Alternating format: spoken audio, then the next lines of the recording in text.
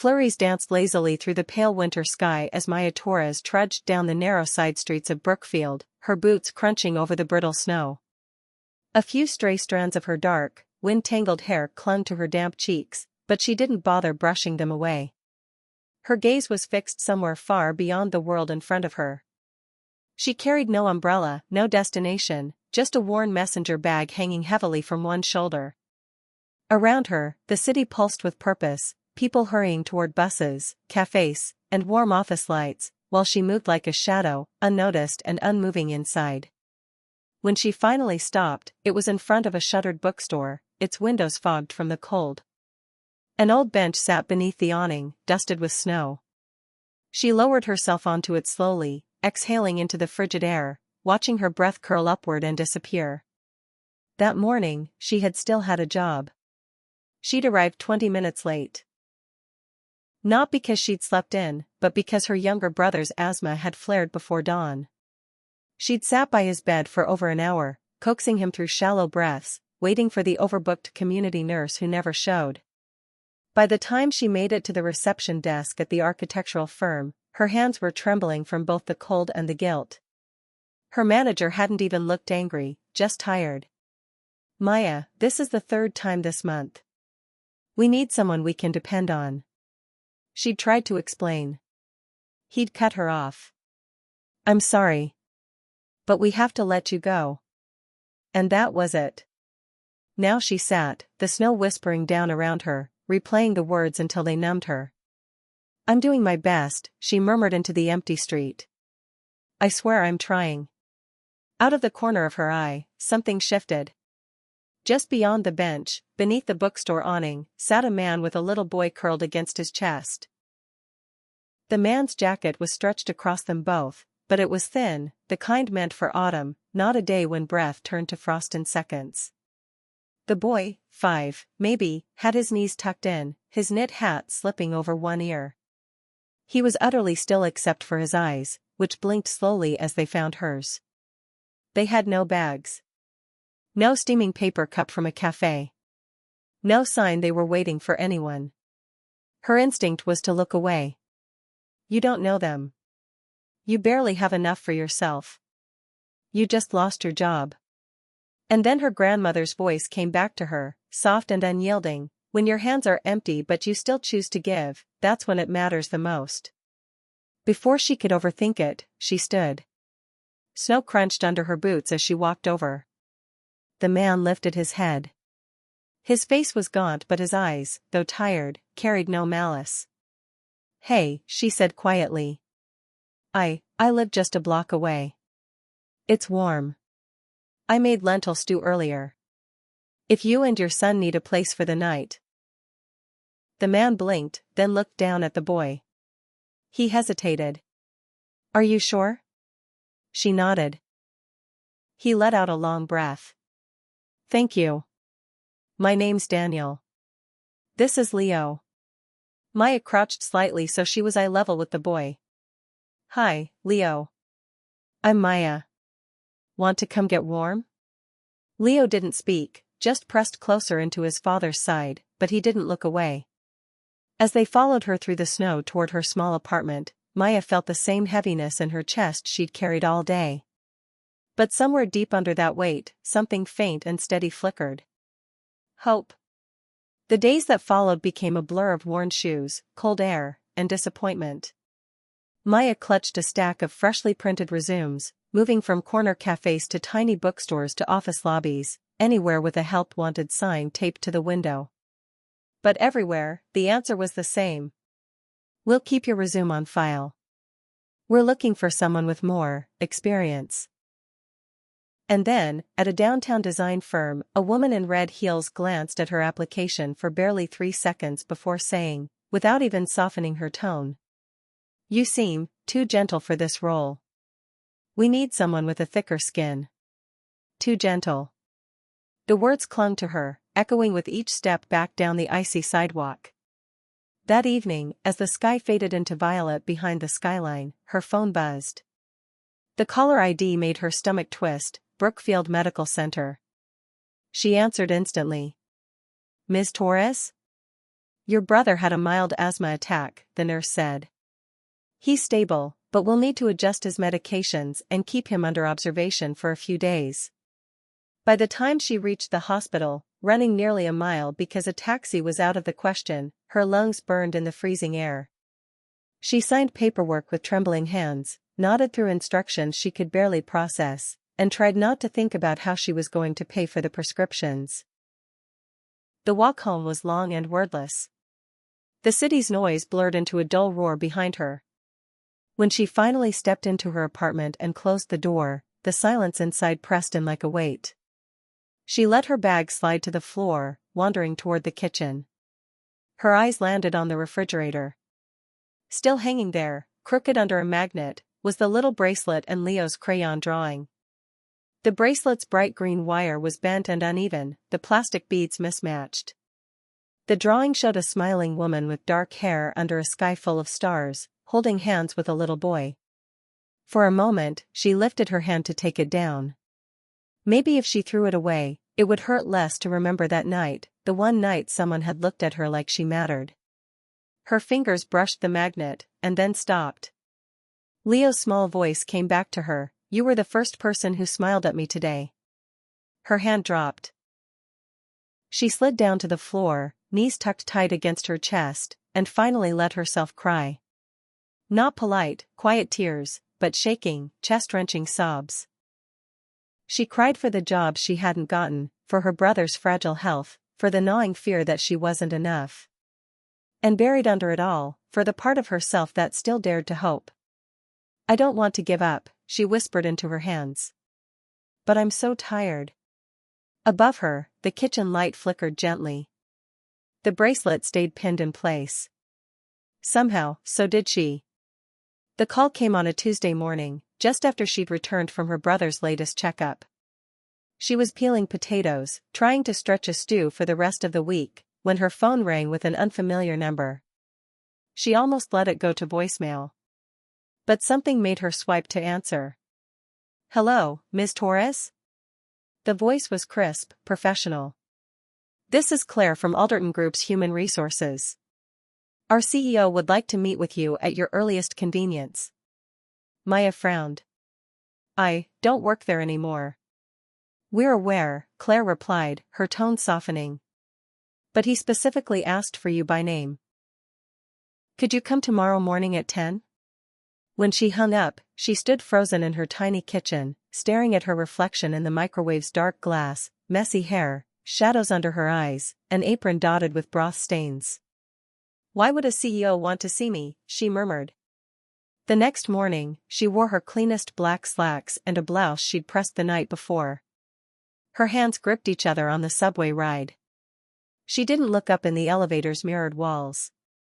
The executive floor felt like another world, soft carpeting, modern art, the scent of fresh coffee. A tall assistant opened a sleek glass door. "He's expecting you."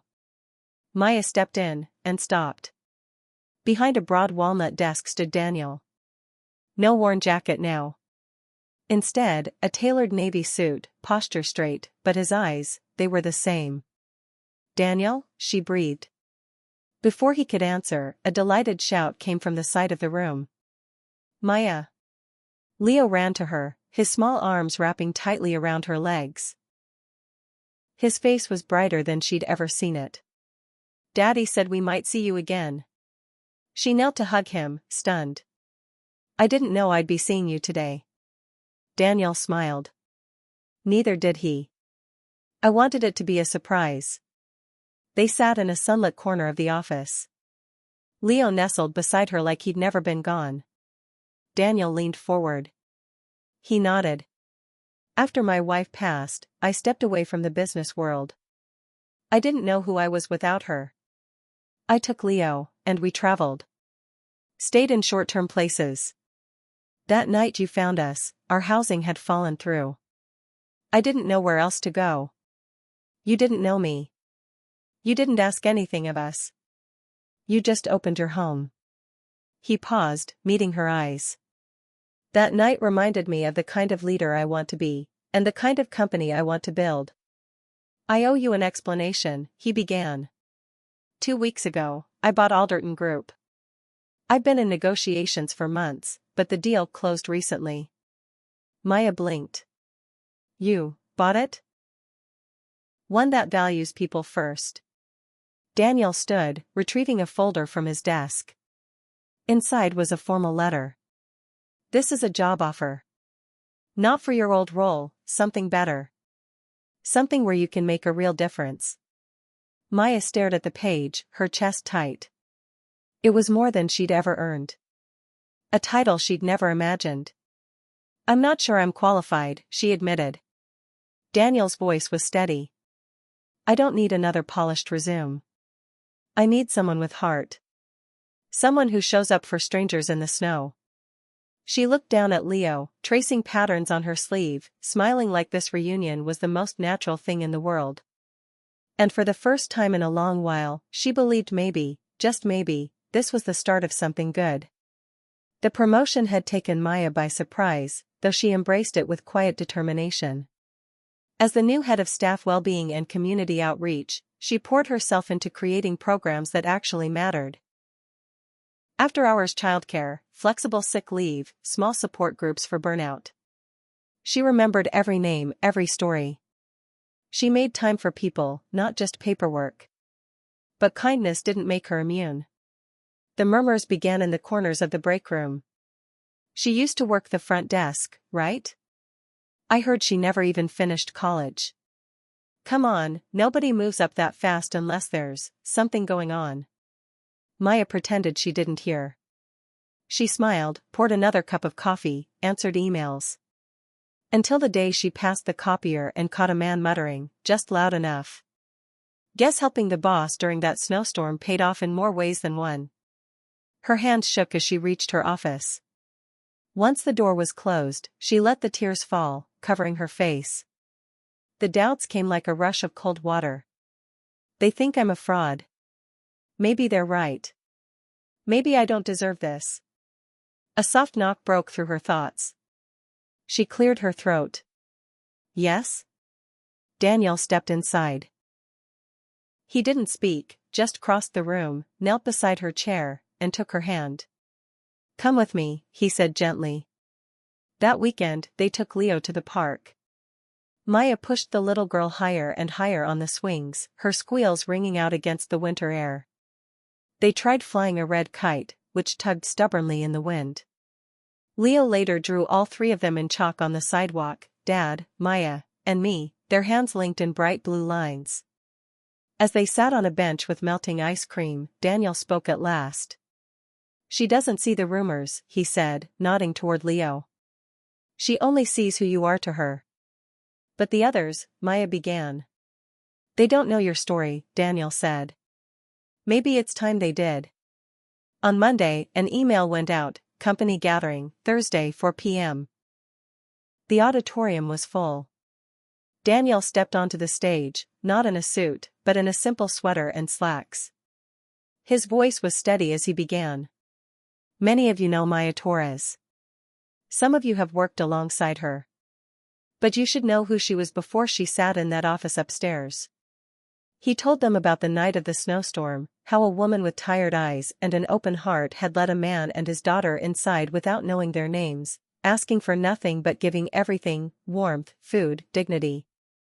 Then Daniel reached into his pocket and held up a small charm bracelet, clumsy wire, 2 mismatched beads. Leo made this for Maya that night, he said.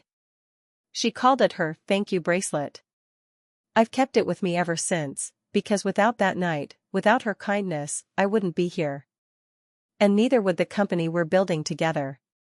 Silence. Then a single pair of hands clapping. Then another. And another, until the room was filled with applause. In the weeks that followed, the atmosphere shifted. People stopped avoiding her gaze. They lingered to talk, not because of her title, but because they sensed she understood them. The programs she'd started began to grow, community drives, after-school help, health support. The walls between departments thinned. At home, joy began to take root again. Her mother's treatments were covered, her laughter returning in the evenings. Weekends with Daniel and Leo became ritual, hiking, baking, camping under the stars. Leo insisted sprinkles belonged on everything. One evening, Leo bounded in with a crayon drawing, 3 figures, one in glasses, one in a blue dress, and a child between them. Above it, in crooked letters, Dad, Maya, and me. Later, by the fireplace, Leo leaned against Maya and whispered, "I asked for someone like you. And I think I got exactly what I asked for."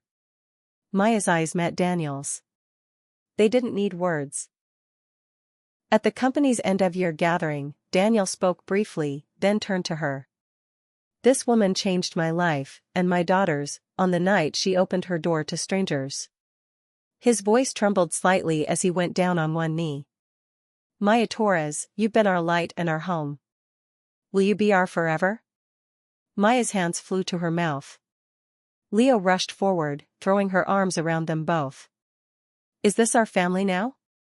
"Yes," Maya whispered. 1,000 times, yes. Their wedding was small and simple, by a quiet lake, under trees swaying in the breeze. Maya wore a plain ivory dress, no bouquet, just the crooked bead bracelet on her wrist. Leo sat between them during the vows, holding their hands. As the sun lowered over the water, they walked along the shore, Maya, Daniel, and Leo, hand in hand, their shadows stretching ahead. The city skyline shimmered in the distance, the place where Maya had once thought her world had ended. Now she knew, it had only just begun,